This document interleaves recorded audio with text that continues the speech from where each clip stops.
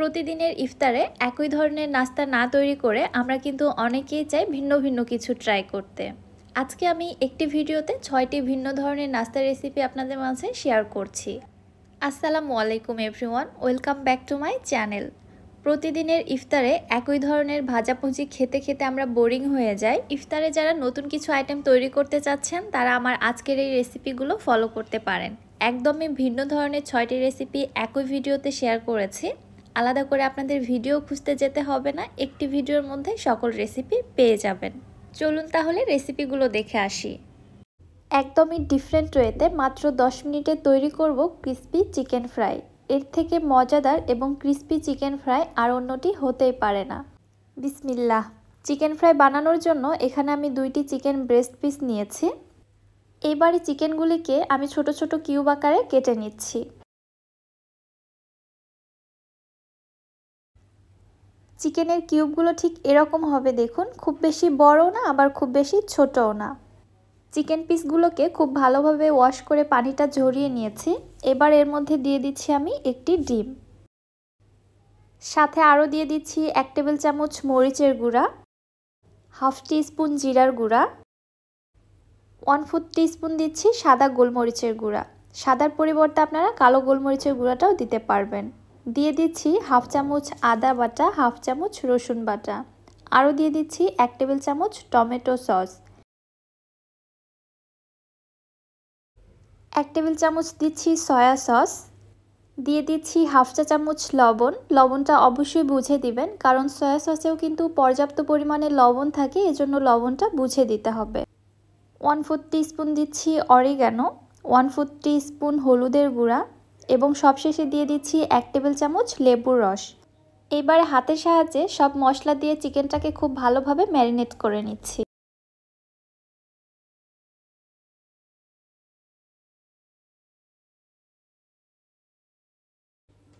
চিকেনটাকে খুব ভালোভাবে ম্যারিনেট করার পরে এটাকে এক সাইডে রেখে দিচ্ছি। এবারে আমি ময়দার মিশ্রণটা তৈরি করে নিচ্ছি।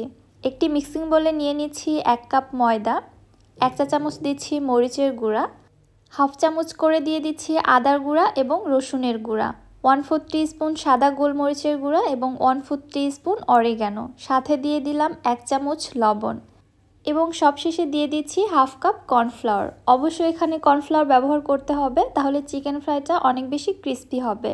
সব কিছু একসঙ্গে ভালোভাবে মিক্সড করে নিয়ে অল্প অল্প করে এবারে এর মধ্যে পানি ছিটিয়ে দিচ্ছি।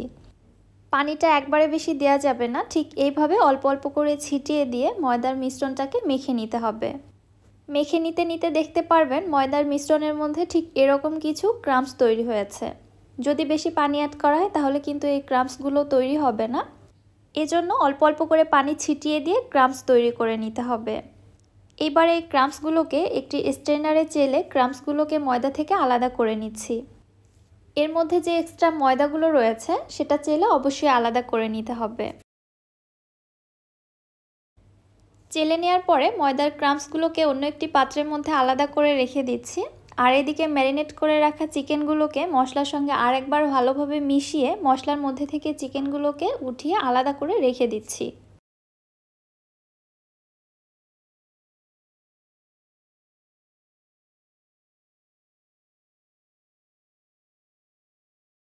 এবারে এই চিকেনের মশলাগুলোকে চেলে রাখা ময়দার মিশ্রণের মধ্যে দিয়ে দিচ্ছি।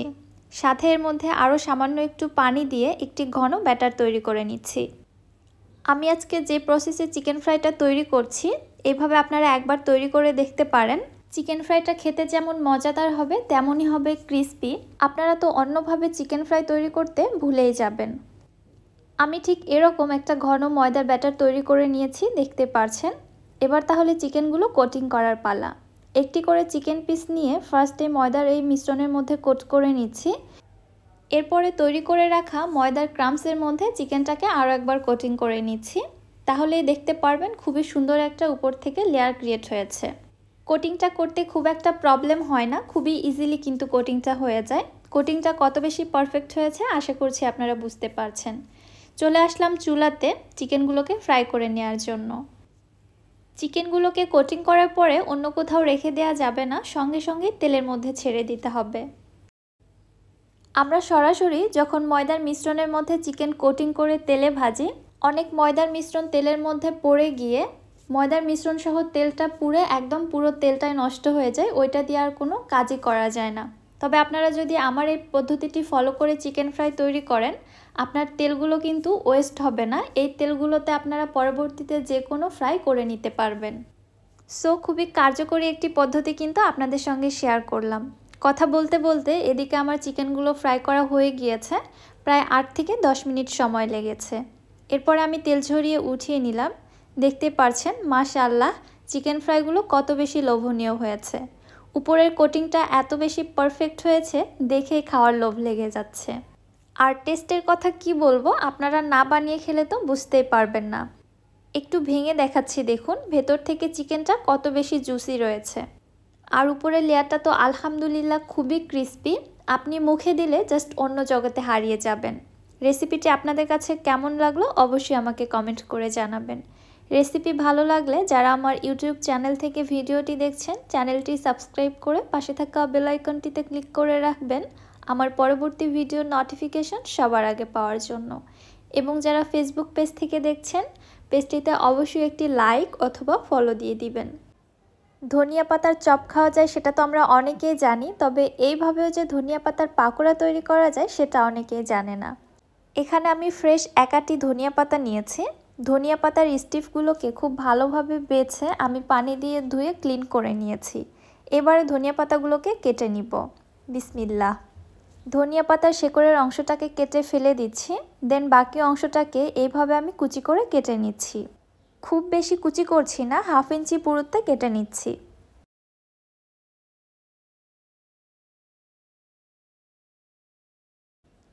এবারে কেটে নেওয়া ধনিয়া পাতাগুলোকে একটি মিক্সিং বোলের মধ্যে ট্রান্সফার করে নিচ্ছি। ফার্স্টেই এর মধ্যে দিয়ে দিচ্ছি একটি ডিম। আপনারা যদি ধনিয়া পাতার পরিমাপটা বাড়িয়ে নেন তাহলে ডিমের পরিমাণও কিন্তু বাড়িয়ে নিতে হবে। এর মধ্যে আরও দিচ্ছি 1 কাপ পেঁয়াজ কুচি, 1/2 চামচ করে 1 চামচ দিয়ে দিচ্ছি আদা এবং রসুন বাটা, 1/2 চামচ জিরার গুঁড়া, 1/4 টিস্পুন হলুদের গুঁড়া, আরও দিয়ে দিচ্ছি 1 চা চামচ মরিচের গুঁড়া এবং সাথে দিয়ে দিচ্ছি 3টি কাঁচামরিচ কুচি। আমি পাকোড়াটা ঝাল ঝাল তৈরি করব, এজন্য ঝালের পরিমাপটা বাড়িয়ে দিয়েছি, আপনারা আপনাদের টেস্ট মতো কমিয়ে বাড়িয়ে নেবেন। আরও দিয়ে দিচ্ছি স্বাদ মতো লবণ, এখানে 1 চামচ পরিমাণে লবণ দিয়েছি আমি। দিয়ে দিচ্ছি 1/2 কাপ বেসন, বেসনটা এখানে বাইন্ডিংয়ের কাজ করবে। সাথে আরও দিয়ে দিচ্ছি 1/4 কাপ চালের গুঁড়া। চালের গুঁড়াটা মূলত পাকোড়াটাকে ক্রিস্পি করতে সাহায্য করবে। চালের গুঁড়ার পরিবর্তে আপনারা এখানে কর্নফ্লাওয়ারটাও ব্যবহার করতে পারেন। এইবারে সব কিছু আমি খুব ভালোভাবে একসঙ্গে মিক্সড করে নিচ্ছি। এখানে হাত দিয়ে প্রেসার ক্রিয়েট করা যাবে না, মিশ্রণটা মেশানোর সময় খুব আলতোভাবে মিক্সড করে নিতে হবে। প্রেসার ক্রিয়েট করে মিক্সড করলে যেটা হবে, ধনিয়া পাতাটা নেতিয়ে যাবে, সেই সাথে ধনিয়া পাতার সেই স্ট্রং ফ্লেভারটা কিন্তু পাওয়া যাবে না, ফ্লেভারটা অন্যরকম চলে আসবে। সব কিছু খুব আলতো হাতে আমি ভালোভাবে মিশিয়ে নিয়েছি, দেখতে পাচ্ছেন ঠিক এরকম একটা মিশ্রণ তৈরি হয়েছে। এই মিশ্রণটা থেকে কিন্তু এখন পাকোড়ার শেপ তৈরি করা যাবে খুব ইজিলি। আমি পাকোড়ার শেপটা ঠিক এইভাবে তৈরি করে নিচ্ছি। আপনারা আপনাদের ইচ্ছে মতো যে কোনো শেপে পাকোড়াগুলোকে ভেজে নিতে পারেন। চলে যাচ্ছে এবারে চুলাতে পাকোড়াগুলো ভেজে নেওয়ার জন্য। চুলায় একটি ফ্রাই প্যানে পর্যাপ্ত পরিমাণে তেল খুব ভালোভাবে গরম করে নিয়েছি। চুলার হিট মিডিয়াম টু লোয়ের মাঝামাঝি রেখে পাকোড়াগুলোকে ছেড়ে দিয়ে উল্টে পাল্টে ভেজে নিচ্ছি।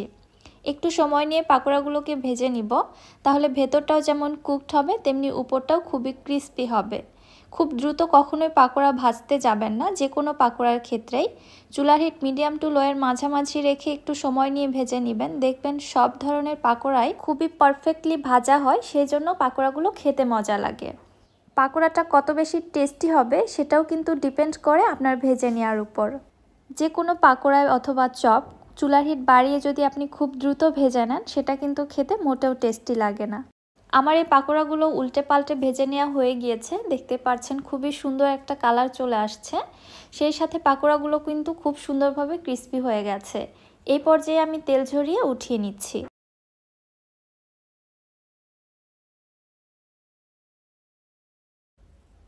পাকোড়াগুলি কত বেশি ক্রিস্পি হয়েছে, আমি যদি আওয়াজটা আপনাদের শুনিয়ে দিতে পারতাম তাহলে আমার খুবই ভালো লাগতো। তবে আপনারা হয়তো বুঝতে পারছেন পাকোড়াগুলো কত বেশি ক্রিস্পি হয়েছে। পাকোড়াগুলো কতটা পারফেক্ট হয়েছে একটু ভেঙে দেখাচ্ছি দেখুন। আশা করছি আপনারা বুঝতে পারছেন। টমেটো সসের সঙ্গে এই পাকোড়াটা জাস্ট জমে যায়। একটি ডিম আর ময়দা দিয়ে মাত্র 10 মিনিটে এত সহজেই যে নাস্তা তৈরি করা যায়, বিকেলে চায়ের আড্ডার নাস্তার জন্য তার কোনো দুশ্চিন্তাই করতে হবে না। বিসমিল্লাহ। এখানে একটি মিক্সিং বোলে নিয়ে নিচ্ছি রুম টেম্পারেচারে থাকা একটি ডিম। ডিমটা অবশ্যই রুম টেম্পারেচারে থাকাটা ব্যবহার করবেন। দিয়ে দিচ্ছি 1/3 কাপ চিনি এবং 1/4 টিস্পুন লবণ। এবার একটি হ্যান্ড হুইস্ক দিয়ে সব কিছু খুব ভালোভাবে একসঙ্গে ফেটিয়ে নিচ্ছি। ডিমটা ততক্ষণ পর্যন্ত ফেটিয়ে নিব যতক্ষণ পর্যন্ত না চিনিটা ভালোভাবে মেল্ট হয়ে আসছে। অনবরত এভাবে ফেটেই যেতে হবে। ডিমটা ফেটিয়ে আবার ফোম ক্রিয়েট করার প্রয়োজন নেই, জাস্ট চিনিটা মেল্ট হয়ে আসলেই হয়ে যাবে। আমার এখানে ডিমটা খুব ভালোভাবে ফেটানো হয়ে গিয়েছে, চিনিটা খুব ভালোভাবে মেল্ট হয়ে গিয়েছে। এবার এর মধ্যে দিয়ে দিচ্ছি 2 টেবিল চামচ সয়াবিন তেল, সাথে দিয়ে দিচ্ছি 1 চামচ ভ্যানিলা এসেন্স। ভ্যানিলা এসেন্স যদি আপনাদের হাতের কাছে না থাকে এখানে লেবুর রসও দিতে পারেন, এছাড়াও এলাচের গুঁড়াটাও দিতে পারেন। আবারও সব কিছু হুইস্ক দিয়ে নেড়ে চেড়ে ভালোভাবে মিক্স করে নিচ্ছি। সব কিছু একসঙ্গে ভালোভাবে মিশিয়ে নেওয়ার পরে ব্যাটারের কনসিস্টেন্সিটা এখন ঠিক এরকম হয়েছে। এবার এর মধ্যে দিয়ে দিচ্ছি আমি 1 কাপ ময়দা। ময়দার পরিবর্তে এখানে আপনারা রুটি খাওয়া সাদা আটাটাও ব্যবহার করতে পারবেন। প্রথমত আমি হুইস্ক দিয়েই ভালোভাবে নেড়েচেড়ে মিশিয়ে নিচ্ছি, পরে হাতের সাহায্যে মিক্স করে নিব। এই পর্যায়ে মিশ্রণটা অনেকটাই নরম আছে, মিশ্রণটাকে আরও একটু টাইট করে তৈরি করতে হবে। এজন্য এখানে আমি আরও একটু ময়দা অ্যাড করে দিচ্ছি, তবে একবারে বেশি দিব না, অল্প অল্প করে দিব এবং একটা আঠালো টাইট মিশ্রণ তৈরি করে নিব। আবার খুব বেশি শক্তও হবে না। আমার এখানে ঠিক এরকম একটা আঠালো মিশ্রণ তৈরি হয়েছে, দেখতে পাচ্ছেন। মিশ্রণটা আরও একটু আঠালো করতে হবে, যার জন্য এখানে কিছু ময়দা অ্যাড করার প্রয়োজন ছিল, তবে আমি এখানে বেকিং পাউডার এবং গুঁড়ো দুধটা অ্যাড করতে ভুলে গিয়েছিলাম, সেটা এই পর্যায়ে অ্যাড করে দিচ্ছি, যার কারণে আর এখানে ময়দা অ্যাড করতে হবে না। এখানে আমি 1/2 চামচ বেকিং পাউডার এবং 2 টেবিল চামচ গুঁড়া দুধ অ্যাড করে দিয়েছি। গুঁড়া দুধটা অবশ্যই দেওয়ার চেষ্টা করবেন, এতে করে নাস্তা বা ভাজা কেকগুলোর টেস্টটা বেড়ে যাবে। এই উপকরণগুলো আমি এক সাইডে রেখে দিয়েছিলাম, যার কারণে অ্যাড করতে ভুলে গিয়েছিলাম। যখন আপনারা ময়দাটা অ্যাড করে দিবেন ঠিক ওই পর্যায়ে এই উপকরণগুলো দিয়ে দিতে হবে। আমি ঠিক এরকম একটি আঠালো ডো তৈরি করে নিয়েছি, আশা করছি আপনারা বুঝতে পারছেন। এটা কিন্তু খুব বেশি নরম হবে না।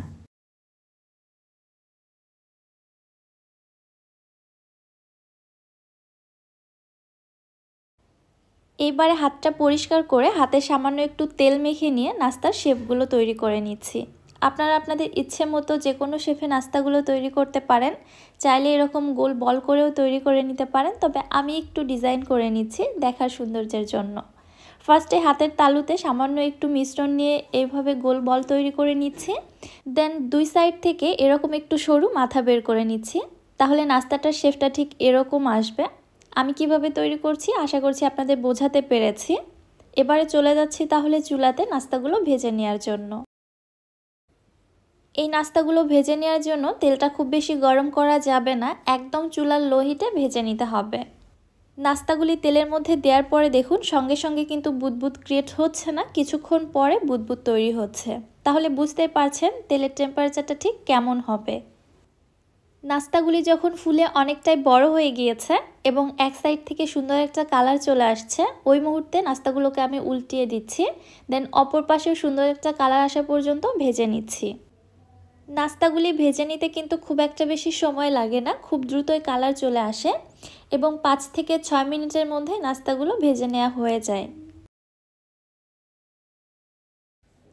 নাস্তাগুলি যখন পুরোপুরিভাবে ফুলে উঠেছে তখন দেখুন এর আকারটা ঠিক কেমন হয়েছে, দেখতে কিন্তু বেশ সুন্দর লাগছে। দুই পাশ থেকে যখন সুন্দর মতো ভাজা হয়ে গিয়েছে এই পর্যায়ে আমি নাস্তাগুলোকে তেল ঝরিয়ে উঠিয়ে নিচ্ছি।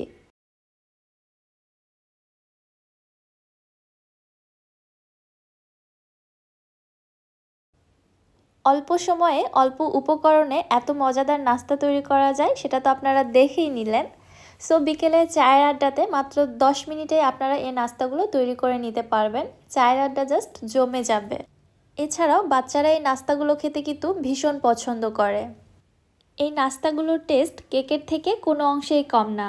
আপনারা যারা কেক তৈরি করতে পারেন না তারা এইভাবে ভাজা কেকটা তৈরি করে নিতে পারবেন খুবই সহজে।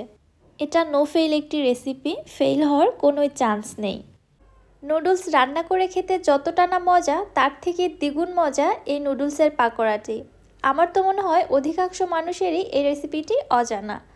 নুডলসের পাকোড়া বানাবো, নুডলস তো লাগবেই, এজন্য আমি এখানে নিচ্ছি 4 প্যাকেট মিস্টার নুডলস। আপনারা যে কোনো নুডলস দিয়ে তৈরি করতে পারবেন। নুডলসের প্যাকেট থেকে ফার্স্টে নুডলস এবং নুডলসের মশলাগুলোকে আলাদা করে নিচ্ছি।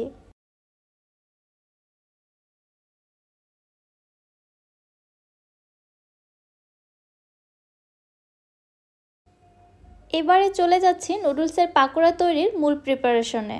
চুলায় একটি প্যানের মধ্যে আমি পানি গরম করতে দিয়েছি। 4 প্যাকেট নুডলসের জন্য এখানে আমি 1.5 কাপ পানি দিয়েছি। পানিটা যখন ফুটে উঠেছে তখন এর মধ্যে নুডলসগুলোকে আমি একটু ভেঙে দিয়ে দিচ্ছি, একেবারে গোটা দেয়া যাবে না, তাহলে পরবর্তীতে পাকোড়া তৈরিতে একটু প্রবলেম হতে পারে, এজন্য ভেঙে দিতে হবে। এবারে নেড়ে চেড়ে নুডলসগুলোকে খুব ভালোভাবে সেদ্ধ করে নিচ্ছি। নুডলসের প্যাকেট থেকে যে মশলাগুলো আমি আলাদা করে বের করে রেখেছি ওইখান থেকে 2 প্যাকেট মশলা এখানে দিয়ে দিচ্ছি, বাকি 2 প্যাকেট পরবর্তীতে ব্যবহার করব। এইভাবেই নেড়ে চেড়ে নুডলসগুলো ভালোভাবে সেদ্ধ হওয়া পর্যন্ত এবং সম্পূর্ণ পানিটা শুকিয়ে আসা পর্যন্তই জাল করে নিতে থাকব। দেখতেই পাচ্ছেন নুডলসগুলো খুব ভালোভাবে জাল করা হয়ে গিয়েছে, এর মধ্যে আর কোনো পানি নেই, খুব ভালোভাবে পানিটা টেনে গিয়েছে। এবারে নুডলসগুলো চুলা থেকে নামিয়ে অন্য একটি পাত্রের মধ্যে ট্রান্সফার করে নিচ্ছি এবং একটু অপেক্ষা করছি এর মধ্যে থেকে অতিরিক্ত গরম ভাবটা বের হয়ে যাওয়ার জন্য। চাইলে পুরোপুরিভাবে ঠান্ডা করেও নেওয়া যেতে পারে। নুডলসগুলো আমি মোটামুটি ঠান্ডা করে নিয়েছি। যখন কুসুম গরম পর্যায়ে চলে আসছে তখন এর মধ্যে দিয়ে দিচ্ছি আমি 2টি ডিম। চাইলে এখানে আপনারা একটি ডিমও দিতে পারেন, তবে 2টি ডিম দিলে টেস্ট ভালো আসবে। এরপরে দিয়ে দিচ্ছি এখানে বড় সাইজের 2টি পেঁয়াজ কুচি, হাফ চা চামচ শুকনা মরিচের গুঁড়া, হাফ চা চামচ হলুদের গুঁড়া, হাফ চা চামচ দিয়ে দিচ্ছি ভাজা জিরার গুঁড়া, 3 থেকে 4টি দিয়ে দিচ্ছি কাঁচামরিচ কুচি, 1/4 টিস্পুন দিয়ে দিচ্ছি লবণ, হাফ কাপ ধনিয়া পাতা কুচি এবং সবশেষে দিয়ে দিচ্ছি এখানে হাফ কাপ কর্নফ্লাওয়ার। কর্নফ্লাওয়ারের পরিবর্তে আপনারা এখানে চালের গুঁড়াটাও ব্যবহার করতে পারেন, তবে চালের গুঁড়ার পরিবর্তে কর্নফ্লাওয়ারটা দিলে বেশি বেটার হবে, পাকোড়াগুলো অনেক বেশি ক্রিস্পি হবে। চালের গুঁড়া দিয়েও ক্রিস্পি হবে, তবে কর্নফ্লাওয়ার দিয়ে বেশি ক্রিস্পি হয়। এবার আমি আলতো হাতে নেড়ে চেড়ে সব কিছু খুব ভালোভাবে মিক্সড করে নিচ্ছি। এখানে প্রেসার ক্রিয়েট করে মিশ্রণটা মিশিয়ে নেওয়া যাবে না, তাহলে নুডলসগুলো গলে যেতে পারে। এজন্য যতটা সম্ভব আলতো হাতে নেড়েচেড়ে মিশিয়ে নিতে হবে, তাহলে নুডলসগুলো একদম আস্ত থাকবে। আমি যে নুডলসের মশলার প্যাকেট দুটো আলাদা করে রেখেছিলাম ওইগুলো এখানে দিতে ভুলে গিয়েছি। এই পর্যায়ে আমি দুটো মশলার প্যাকেটে এখানে দিয়ে দিচ্ছি।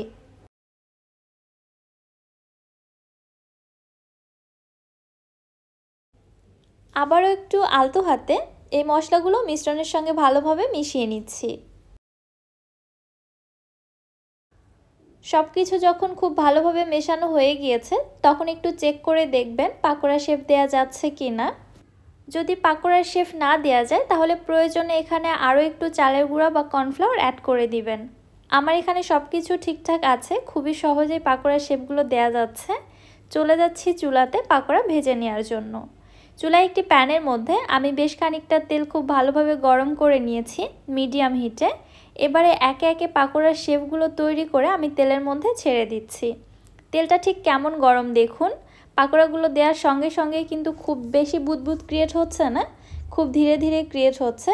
তেলটা অতিরিক্ত বেশি গরম করা যাবে না, তাহলে পাকোড়ার মধ্যে খুব দ্রুত কালার চলে আসবে, সেক্ষেত্রে পাকোড়াগুলো ভালো ক্রিস্পি হবে না। এজন্য চুলার হিট মিডিয়াম টু লোয়ের মাঝামাঝি রেখে পাকোড়াগুলোকে একটু সময় নিয়ে ভেজে নিব, তাহলে পাকোড়াগুলো উপর থেকে ভেতর পর্যন্ত কিন্তু খুব ভালোভাবে ক্রিস্পি হয়। আমি আবারও বলছি, যদি সময় নিয়ে ভেজে নিতে পারেন এই পাকোড়াগুলো খুবই ক্রিস্পি হবে। আর যদি আপনি চুলার হিট বাড়িয়ে খুব দ্রুত ভেজে নেন তাহলে পাকোড়াগুলো খেতে অত বেশি ক্রিস্পি হয় না, ওই ক্ষেত্রে পাকোড়াগুলো খেতে ক্যাতকেতে টাইপের হবে। আমার এই পাকোড়াগুলো ভেজে নেওয়া হয়ে গিয়েছে, প্রায় 8 থেকে 10 মিনিট সময় নিয়ে আমি ভেজে নিয়েছি। যেমন সুন্দর একটা কালার চলে আসছে তেমনই কিন্তু ক্রিস্পি হয়েছে, আপনারা হয়তো দেখেই বুঝতে পারছেন। 4 প্যাকেট নুডলস থেকে এখানে কিন্তু বেশ অনেকগুলো পাকোড়া তৈরি হয়েছে। আমি একটু ভেঙে দেখাচ্ছি দেখুন, তাহলেই বুঝতে পারবেন পাকোড়াটা কত বেশি ক্রিস্পি। কি বুঝতে পেরেছেন তো ভেতর থেকেও কতটা ক্রিস্পি হয়েছে, তাই না? আজকে আমি তৈরি করব খুবই মজাদার চিকেন পাকোড়া। বিকেলের চায়ের আড্ডাতে ঝটপট আপনারা এই চিকেন পাকোড়াগুলো তৈরি করে নিতে পারেন। তৈরি করতে খুব একটা বেশি উপকরণ লাগবে না, ঘরোয়া কয়েকটি উপকরণেই তৈরি করা যায়। আর বাচ্চারা তো চিকেন ফ্রাই খেতে খুবই পছন্দ করে, চাইলে বাচ্চাদের আবদারটাও পূরণ করতে পারবেন। বিসমিল্লাহ। এখানে আমি হাড় ছাড়া চিকেনের 2টি ব্রেস্ট পিস নিয়েছি। এবারে এগুলোকে কেটে ছোট টুকরো করে নিচ্ছি। চিকেন পিসগুলোকে আমি বড় করে কাটবো না, একদম ছোট করে কিউব আকারে কেটে নিচ্ছি।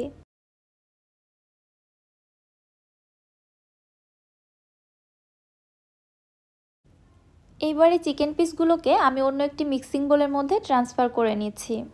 ব্রেস্ট পিসগুলোকে আমি আগে থেকে খুব ভালোভাবে ধুয়ে ক্লিন করে নিয়েছিলাম, এজন্য এই পর্যায়ে ধোয়ার প্রয়োজন নেই। এবার এর মধ্যে দিয়ে দিচ্ছি আমি একটি ডিম, দিয়ে দিচ্ছি 1 টেবিল চামচ সয়া সস, 1 টেবিল চামচ দিচ্ছি টমেটো সস, সাথে আরও দিয়ে দিচ্ছি 1 চামচ মরিচের গুঁড়া, হাফ চামচ রসুন বাটা, হাফ চামচ আদা বাটা, 1/4 টিস্পুন সাদা গোলমরিচের গুঁড়া, হাফ টিস্পুন জিরা গুঁড়া, 1/4 টিস্পুন ধনিয়া গুঁড়া, 1/4 টিস্পুন গরম মশলা গুঁড়া, সাথে আরও দিয়ে দিচ্ছি হাফ টিস্পুন হলুদের গুঁড়া এবং হাফ টিস্পুন লবণ। সবশেষে দিয়ে দিচ্ছি 1 টেবিল চামচের মতো লেবুর রস।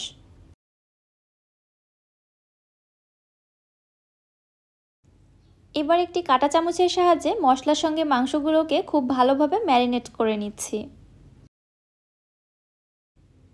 চিকেনের সঙ্গে মশলাগুলো খুব ভালোভাবে মেশানো হয়ে গিয়েছে।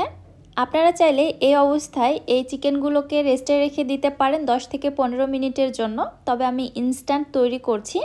চিকেন পিসগুলোকে একদমই ছোট টুকরো করে কেটেছি, সো ম্যারিনেট করার কোনো প্রয়োজন নেই। এবারে আমি বাকি ইনগ্রেডিয়েন্টসগুলো অ্যাড করে দিচ্ছি। ফার্স্টেই দিচ্ছি এখানে 1 কাপ পেঁয়াজ কুচি, 3 থেকে 4টি দিয়ে দিচ্ছি কাঁচামরিচ কুচি, ঝালটা আপনারা আপনাদের প্রয়োজন মতো দিয়ে দিবেন। হাফ কাপ দিয়ে দিচ্ছি ধনিয়া পাতা কুচি, হাফ কাপ দিয়ে দিচ্ছি বেসন এবং হাফ কাপ দিয়ে দিচ্ছি কর্নফ্লাওয়ার। আপনাদের হাতের কাছে কর্নফ্লাওয়ারটা না থাকলে কর্নফ্লাওয়ারের পরিবর্তে আপনারা চালের গুঁড়াটা ব্যবহার করতে পারবেন। এইবারে সব কিছু আমি খুব ভালোভাবে একসঙ্গে মিক্স করে নিচ্ছি। পাকোড়ার এই মিশ্রণটা তৈরি করতে আমাকে এখানে আর এক্সট্রা করে কোনো পানি অ্যাড করতে হয়নি, সব কিছু মিলিয়ে খুবই সুন্দর একটা মিশ্রণ তৈরি হয়ে গিয়েছে, যেটা পাকোড়ার শেপ দিতে যথেষ্ট। তবে আপনাদের কাছে যদি মনে হয় মিশ্রণটা অনেক বেশি ড্রাই আছে, পাকোড়ার শেপ তৈরি করা যাচ্ছে না, সেই ক্ষেত্রে আপনারা এখানে 1 চামচ করে পানি অ্যাড করে দিয়ে মিশ্রণটা তৈরি করে নেবেন। তবে মিশ্রণটা মেখে নেওয়ার আগে পানি অ্যাড করা যাবে না, মেখে নিয়ে যদি দেখেন অনেক বেশি ড্রাই আছে সেই ক্ষেত্রে অ্যাড করতে হবে। আমার পাকোড়ার মিশ্রণটা একদমই রেডি। এবার আমি এখান থেকে গোল গোল পাকোড়ার শেপ দিয়ে নিচ্ছি। চলে যাচ্ছি চুলাতে। এদিকে চুলায় একটি প্যানের মধ্যে পর্যাপ্ত পরিমাণে তেল দিয়ে ভালোভাবে গরম করে নিয়েছি। তেলটা এমন গরম হবে দেখতে পাচ্ছেন, পাকোড়া দেওয়ার সঙ্গে সঙ্গে কিন্তু খুব বেশি বুদবুদ ক্রিয়েট হচ্ছে না, ধীরে ধীরে হচ্ছে। একদম হাই হিটে এই পাকোড়াগুলো ভেজে নেওয়া যাবে না, তাহলে পাকোড়ার মধ্যে খুব দ্রুত উপর থেকে কালার চলে আসবে এবং ভেতরে কিন্তু কাঁচা থাকার চান্স থেকে যায়। এজন্য সময় নিয়ে পাকোড়াগুলোকে ভেজে নিতে হবে, তাহলে উপরটাও যেমন ক্রিস্পি হবে তেমনি ভেতর থেকেও পাকোড়াটা খুব ভালোভাবে কুকড হবে। প্রায় বেশ কিছু পাকোড়া দিয়ে দেওয়ার পরে এবারে পাকোড়াগুলোকে আমি উল্টে পাল্টে ভেজে নিচ্ছি। আমি এই পাকোড়াগুলো গোল বলের মতো করে তৈরি করেছি। আপনাদেরও যে এই শেফেই তৈরি করতে হবে এমনটা না, আপনারা আপনাদের ইচ্ছে মতো যে কোনো শেফে তৈরি করে নিতে পারেন। চিকেনগুলো যেহেতু খুব বেশি বড় করে কাটা হয়নি, খুবই ছোট করে কেটে নিয়েছি। মোটামুটি 7 থেকে 8 মিনিট সময় নিয়ে এই পাকোড়াগুলো ভেজে নিলে চিকেনটা খুব ভালোভাবে কুকড হয়ে যায়, কাঁচা থাকার কোনো চান্স থাকবে না। খুবই সুন্দরভাবে পাকোড়াগুলো ভাজা হয়ে গিয়েছে। যখন সুন্দর একটা কালার আসছে এবং উপরটাও ক্রিস্পি হয়েছে, আমি তেল ঝরিয়ে উঠিয়ে নিচ্ছি। একইভাবে সবগুলো পাকোড়া আমার তৈরি করা হয়ে গিয়েছে। এইবার শুধু গরম গরম খাওয়ার পালা। আমি একটু আপনাদের ভেঙে দেখাচ্ছি ভেতরের অবস্থাটা। দেখতেই পারছেন ভেতর থেকেও কিন্তু খুবই সুন্দরভাবে কুকড হয়ে গেছে, একদমই কাঁচা নেই। বাচ্চাদের যে কোনো আবদারে এইভাবে যদি চিকেন পাকোড়াটা তৈরি করে দেয়া যায়, বাচ্চারা তো খুবই খুশি হবে। আচ্ছা, বাঁধাকপির পাকোড়া তো আপনারা খেয়েছেন তাই না? তবে এইভাবে মসুর ডাল এবং বাঁধাকপির পাকোড়াটা কি কখনো খেয়েছেন? আমার বিশ্বাস আমার এই রেসিপিটি যদি আপনারা ফলো করে পাকোড়া তৈরি করেন তাহলে এই পাকোড়ার পুরোই ফ্যান হয়ে যাবেন। বিসমিল্লাহ। ফার্স্টে এখানে আমি একটি বাঁধাকপি নিয়েছি। বাঁধাকপির উপরের নষ্ট খোসাগুলোকে ফেলে দিয়েছি। তারপরে বাঁধাকপিটাকে ভালোভাবে ধুয়ে ক্লিন করে নিয়ে ছুরির সাহায্যে বাঁধাকপিটাকে আমি কুচি করে কেটে নিচ্ছি। আপনারা চাইলে বটি দিয়ে কেটে নিতে পারেন, যে যেটাতে কমফর্ট ফিল করেন আর কি। পুরোটা বাঁধাকপি কেটে নেওয়ার পরে এর মধ্যে দিয়ে দিচ্ছি আমি 1 চা চামচ লবণ। এবারে হাতের সাহায্যে আলতো করে একটু চেপে চেপে বাঁধাকপির মধ্যে যে এক্সট্রা পানিটা আছে ওইটা বের করে আনতে হবে। খুব বেশি চেপে নিচ্ছি না, আলতো করে চেপে নিলেই দেখতে পারবেন কফিটা আগের তুলনায় সফট হয়ে এসেছে। এই পর্যায়ে কফিটাকে আমি এক সাইডে রেখে দিচ্ছি 10 মিনিটের জন্য। এইদিকে হাফ কাপ মসুর ডাল আমি 1 ঘন্টা আগে পানি দিয়ে ভিজিয়ে রেখেছিলাম। পানিতে ভিজিয়ে রাখার ফলে দেখুন ডালটা অনেকটাই ফুলে নরম হয়ে এসেছে। কয়েকবার পানি বদলিয়ে ডালটাকে খুব ভালোভাবে ক্লিন করে ধুয়ে নিচ্ছি। দেন ব্লেন্ডারের জারে একটু ব্লেন্ড করে নিচ্ছি। ডালটাকে ব্লেন্ড করে একেবারে মিহি পেস্ট করতে হবে না, ঠিক এইভাবে পেস্ট করে নিয়েছি। আশা করছি আপনারা বুঝতে পারছেন ডালের মধ্যে কিন্তু অনেকটাই আস্ত ডাল রয়ে গেছে। ডালটা ঠিক এরকম আধো ভাঙা পেস্ট করে নিলে পাকোড়াটাও অনেক বেশি ক্রিস্পি হয়, আর যদি একদম পেস্ট করে ফেলানো হয় সেক্ষেত্রে কিন্তু পাকোড়া খুব একটা বেশি ক্রিস্পি হয় না। আর এইদিকে দেখুন বাঁধাকপিটাকে আমি এক সাইডে রেখেছিলাম, প্রায় 8 থেকে 10 মিনিট পরে ফিরে আসলাম। এবারে হাতের সাহায্যে চেপে চেপে বাঁধাকপির এক্সট্রা পানিটাকে আমি নিংড়িয়ে নিচ্ছি। যতটা সম্ভব হয় চেষ্টা করবেন বাঁধাকপির মধ্যে থেকে পানিটা নিংড়িয়ে ফেলে দিতে, তাহলে পাকোড়াগুলো ক্রিস্পি হবে।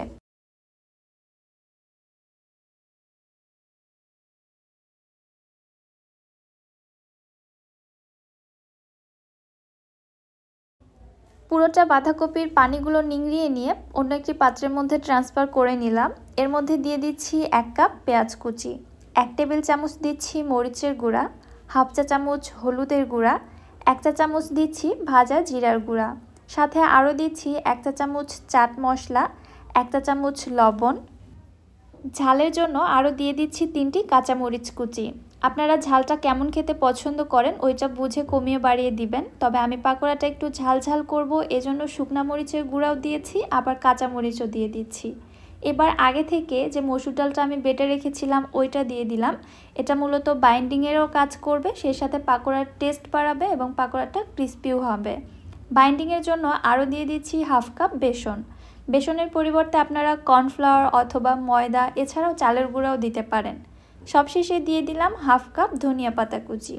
এবারে সব কিছু আমি খুব ভালোভাবে মিক্সড করে নিচ্ছি।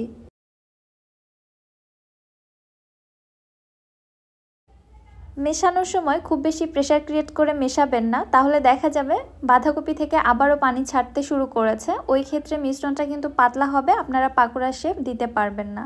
এজন্য আলতো করে জাস্ট মিশিয়ে নিব। এরপরে আমি পাকোড়ার শেপগুলো তৈরি করে নিচ্ছি। আমি পেঁয়াজুর আকারে পাকোড়াগুলো তৈরি করব, আপনারা আপনাদের ইচ্ছে মতো যে কোনো শেপেই তৈরি করে নিতে পারেন। এইভাবেই আমি পাকোড়াগুলো তৈরি করব। চলে যাচ্ছি তাহলে চুলাতে। চুলায় একটি ফ্রাই প্যানে আমি পর্যাপ্ত পরিমাণে তেল গরম করে নিয়েছি। তেলটা খুব বেশি হাই হিটে গরম করা যাবে না, মিডিয়াম হিটে গরম করে নিয়ে একে একে পাকোড়াগুলোকে ছেড়ে দিচ্ছি। চুলার হিট মিডিয়াম টু লোয়ের মাঝামাঝি রেখে সময় নিয়ে পাকোড়াগুলোকে ভেজে নিতে হবে, তাহলে উপরে সুন্দর একটা কালারও আসবে, সেই সাথে পাকোড়াগুলো খুবই ক্রিস্পি হবে। আর অতিরিক্ত হিটে যদি ভেজে নেন তাহলে দেখবেন উপরে খুব দ্রুত কালার চলে আসছে আর পাকোড়াটা ভেতর থেকে খুব ভালোভাবে কুকড হয়নি, আবার ক্রিস্পিও হয়নি। এজন্য সময় নিয়ে ভেজে নেবেন। আমার এই পাকোড়াগুলো ভেজে নিতে সময় লেগেছে 10 থেকে 12 মিনিটের মতো। দেখতে পাচ্ছেন পাকোড়াগুলোর কত সুন্দর কালার চলে আসছে, সেই সাথে পাকোড়াগুলো ক্রিস্পি হয়েছে। আমি তেল ঝরিয়ে উঠিয়ে নিচ্ছি। একইভাবে সবগুলো পাকোড়াই তৈরি করা হয়ে গিয়েছে। একটি বাঁধাকপি থেকে দেখুন এখানে কতগুলো পাকোড়া তৈরি হয়েছে। ভেজে নিতে নিতে এখান থেকে বেশ কয়েকটি পাকোড়া কিন্তু আমি অলরেডি খেয়েও ফেলেছি। এত বেশি ফ্লেভারফুল ছিল পাকোড়াগুলো যা লোভ সামলানোটাই মুশকিল। আর আপনারা যদি এই পাকোড়াটা বাসায় তৈরি করেন, কেউ খাবে কেউ খাবে না এমনটা কিন্তু হবে না। বাচ্চা থেকে বড় সবাই একদম আঙুল চেটে পুটে খাবে। রেসিপিটি আপনাদের কাছে কেমন লাগলো অবশ্যই আমাকে কমেন্ট করে জানাবেন। রেসিপি ভালো লাগলে যারা আমার ইউটিউব চ্যানেল থেকে ভিডিওটি দেখছেন চ্যানেলটি সাবস্ক্রাইব করে দিবেন এবং যারা ফেসবুক পেজ থেকে দেখছেন পেজটিতে অবশ্যই একটি লাইক অথবা ফলো দিয়ে দিবেন। সো আজকে আর বেশি কথা বাড়াচ্ছি না, আজকের মতো এখানেই বিদায় নিচ্ছি। সবাই অনেক বেশি ভালো থাকবেন, সুস্থ থাকবেন। আল্লাহ হাফেজ।